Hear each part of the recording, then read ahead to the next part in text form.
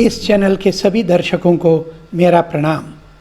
इसमें कोई संदेह नहीं कि कश्मीर विद्या प्राप्त करने का स्थान ही नहीं था, अपितु अध्यात्म और मंदिरों के निर्माण कार्य में भी अग्रणी रहा है। यहाँ पर भारत के विभिन्न दिव्य माने जाने वाले शहरों की तरह ही मंदिरों का निर्माण कार्य संपन्न हुआ। विभिन्न देवी देवताओं, विशेषकर शैव दर्शन की दृष्टि से में रखते हुए उनसे जुड़े देवी देवताओं और भैरवों के मंदिरों का निर्माण बहुत ही लगन व बुद्धिमत्ता से हुआ। चाहे वह शिव से जुड़े मंदिर हों अथवा शक्ति के विभिन्न रूपों से।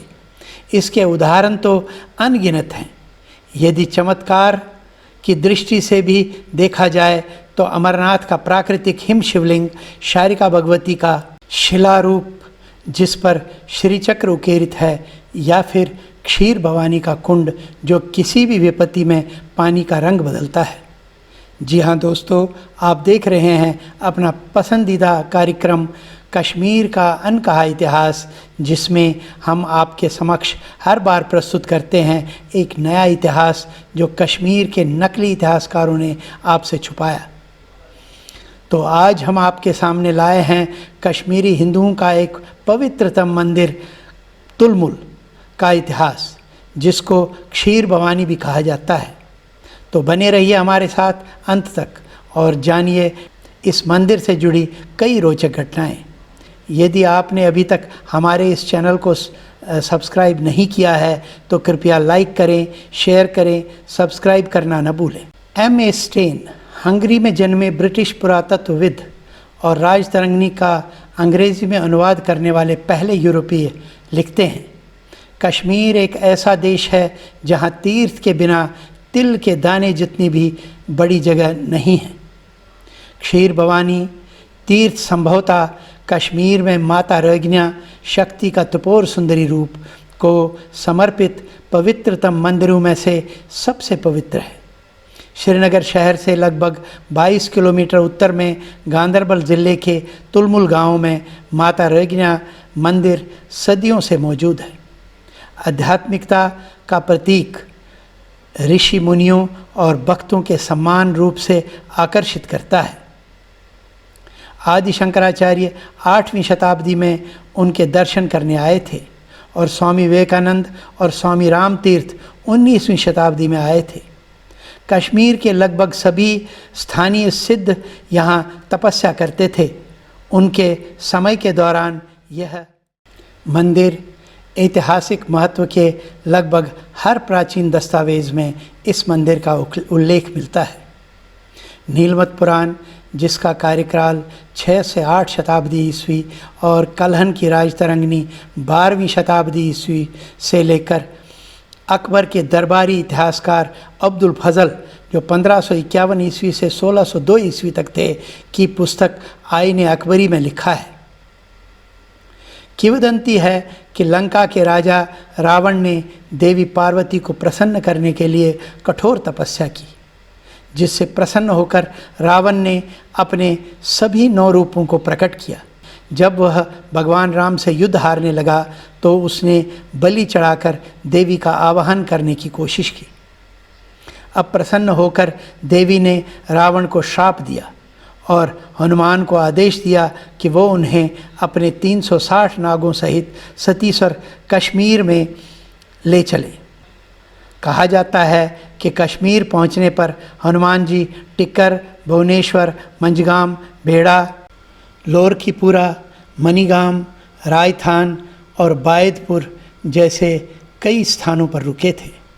आज भी ये स्थान देवी की पूजा से जुड़े हुए हैं, लेकिन तुलमुल का मंदिर तीर्थयात्रियों का मुख्य केंद्र है।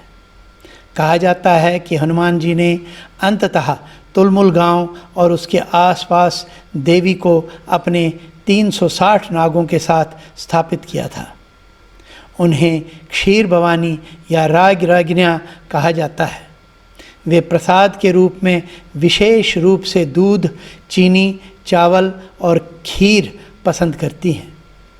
रज्ञा यद्यपि दुर्गा का एक अवतार है, जो एक वैष्णव रूप हैं, राज्ञा को त्रिपुर सुंदरी के नाम से भी जाना जाता है। जबकि श्रीलंका में देवी माँ को श्यामा कहा जाता था। ऐसा कहा जाता है कि जिस रात देवी माँ लंका से कश्मीर आई थी उस रात को रज्ञा रात्रि नाम दिया गया है। रज्ञा देवी माँ का सात्विक रूप है, यानी शांति और आनंद का रूप है। पंडित कल्हण ने राजतरंगिणी में उल्लेख किया है कि क्षीर भवानी तीर्थ का पवित्र झरना दलदली क्षेत्र में स्थित है। यहाँ अक्सर गर्मियों में बाढ़ आ जाती है। जैसा कि भृगु संहिता और आईन अकबरी कहते हैं। हालांकि तीर्थ स्थल की पुनः खोज से जुड़ी कई कहानियाँ हैं, जिसमें से एक को भक्तों द्वारा अधिक स्वीकार किया जाता है, जिसका श्रेय श्रीनगर के बोहरी कदल के योगी कृष्ण पंडित टपलू को दिया जाता है।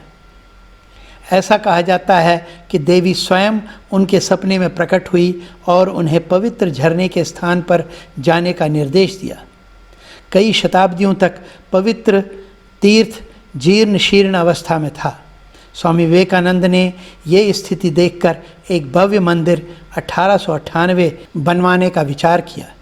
स्वामी विवेकानंद के संपूर्ण कार्यों में दर्ज है कि देवी ने समाधि में विवेकानंद से बात की थी।